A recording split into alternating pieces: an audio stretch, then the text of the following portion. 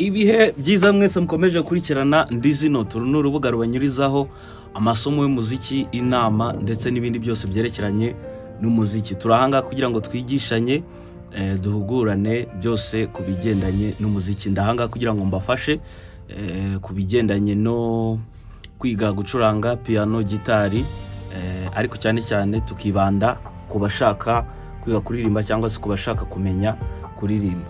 Yes, uyu munsi rero tugiye kurebera hamwe isomo ry'impamvu eshanu zituma high notes zitakugendekera neza cyangwa se utabasha kuziririmba neza ngo uzigereho, cyangwa se ngo ubashe kuba waziririmba ngo ube wazigeraho. Hari ibintu byinshi bitera ku kuba high notes, cyangwa se iyo mvuze high notes ni amanota yo hejuru. Hari ibintu rero byinshi bishobora gutuma udashobora kuba wagera aho hejuru cyane wifuza kuba wagera. Njya nkubitana n'abantu bakanyandikira inbox bakambwira ngo ngira ikibazo cyo kutagera hejuru, hari ukuntu nshaka kuharirimba hanyuma nkahita nsarara.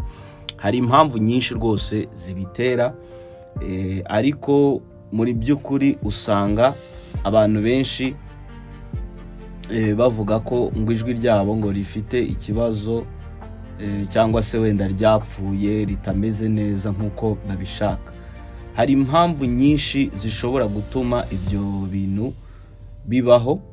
Ntabwo ari uko ufite ijwi ribi, ntabwo ari uko ijwi ryawe ridasobanutse, ntabwo ari uko ijwi ryawe atari ibyawe ko kuba waririmbira aho hantu, ahubwo hari ibintu biba bitagenda neza mu ijwi ryawe. Ku mpamvu ya mbere ni uko udahumeka neza, cyangwa se nkunda kubivuga ku bigendanye no guhumeka ni urufunguzo rwo kuririmba. Guhumeka ni urufunguzo rwo kuririmba. Guhumeka neza nibyo byonyine bishobora gufungura ibijyanye n'iyo head voice, kubera ko high notes isapotingwa n'umwuka kugira ngo ibe sustainable, kugira ngo igume ikururuka, ikweduka, cyangwa se iri hejuru, byumvikana yuko iri hejuru.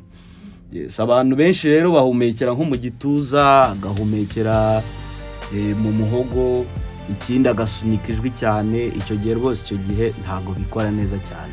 Ugomba guhumeka, ariko ugahumeka udahumekeye, cyangwa se ugasunika ijwi utarihumekeye mu gatuza, ugasunika ijwi utarihumekeye mu muhogo, ugasunika ijwi utarihumekeye, utarisunitse n'ibibaraga byinshi cyane. Yes, ugasa nkaho uryoroheje, kuko high notes bisaba ko uyoroshya. Ntago ikorwa n'imbaraga nyinshi, ahubwo ikorwa nuko ugenda uyikontorora gake gake. Yes, igisubizo rero ni uguhumeka kunda.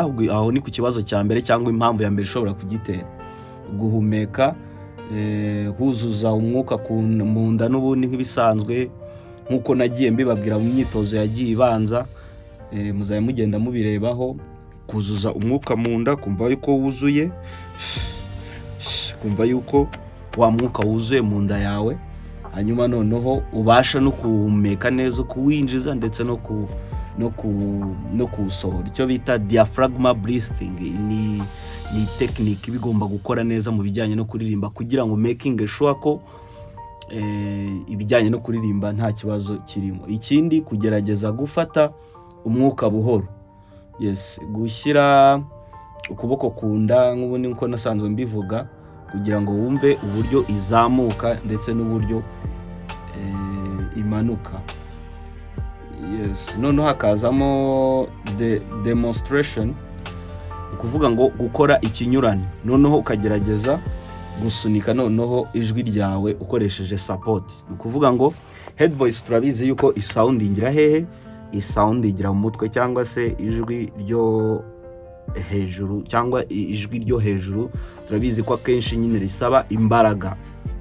Ni ijwi ryo hejuru, ntabwo ari head voice narindi kuvugaho. Ni ijwi ryo hejuru, cyangwa se kupitchinga ku nota ryo hejuru iryo ari ryo ryose. Bisaba imbaraga, bisaba gusunika uwo mwuka, ariko bisaba uwo mwitozo nyine kuba uhumeka neza. Icyo kibazo ukabanza ukagikemura. Ukuntu ugomba kugikemura rero ni ibijyanye na breathing exercise. Narayerekanye inshuro nyinshi and utarayibonye ushobora kureba mu ma video nagiye nshyiraho cyangwa se nkazanayisubiramo n'ubutaha.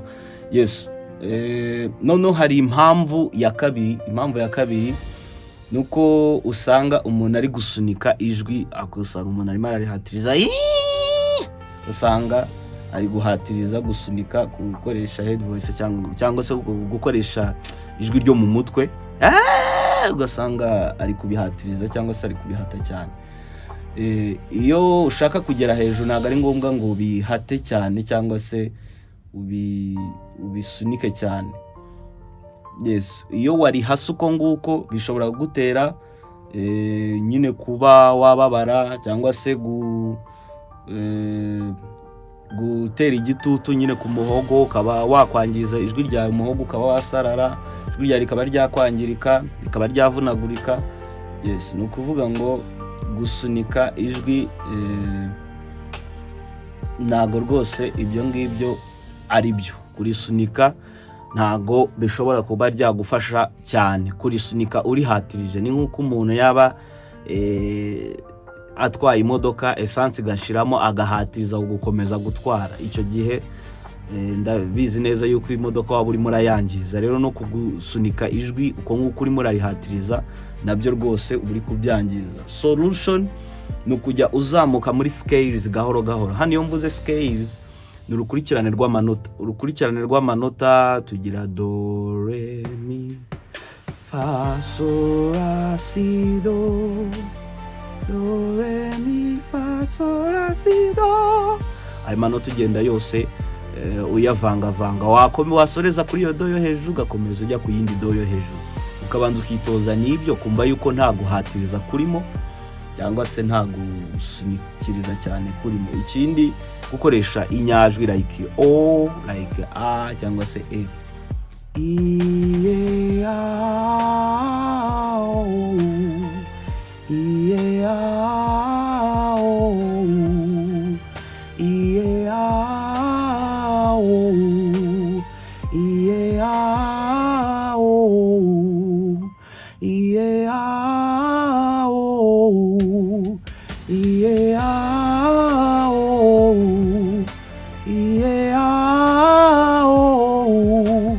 Yesu ukagenda ubikora uko nguko uzamuka gake gake. Ntutangirire kuri high note ako kanya, ahubwo uhere hasi ugenda uzamuka gake gake. Noneho kugera ku inota ryo hejuru ni ibintu bigenda byikora kubera ko voice tugenda stretching cyangwa se tugikwedura. Hari indi mpamvu rero ya gatatu ituma umuntu adashobora kuba yagera hejuru cyangwa se kuba yaririmbira hejuru. Impamvu ya gatatu nuko utakoze vocal warm-ups cyangwa se utashyuhije ijwi ryawe cyangwa se utanarishyushya.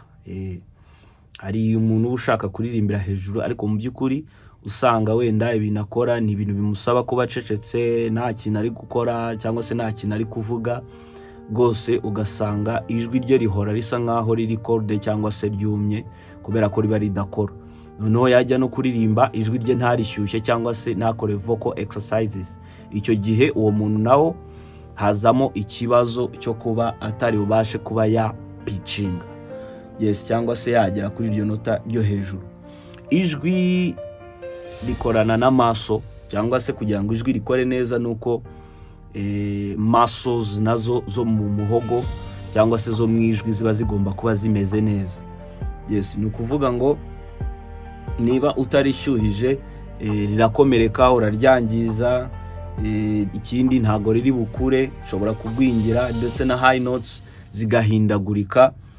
Yes, high notes zigahindagurika cyangwa se high notes zigahinduka nk'umwanzi kuri wowe cyangwa se ntizibe zagukundira kukuba zakora nk'uko ubishaka. Ubwo iyo mvuze high notes nabisobanuye ni amanota yo hejuru. Amanota yo hejuru rwose ntube wayageraho ntibibe byagukundira. Yes, hari solutions rero kuri impamvu ya gatatu. Ikintu cya mbere hari warm up y'iminota 3 ushobora gukora. Hari lip roll cyangwa se nashobora kwitwa lip trill, ndetse hakaza humming ndetse na soft scales. Ubwo lip trill ni nkunda kwitangaho urugero buri gihe rwose. Ni exercise nziza, ni umwitozo mwiza ushobora gukora. Undi ni humming.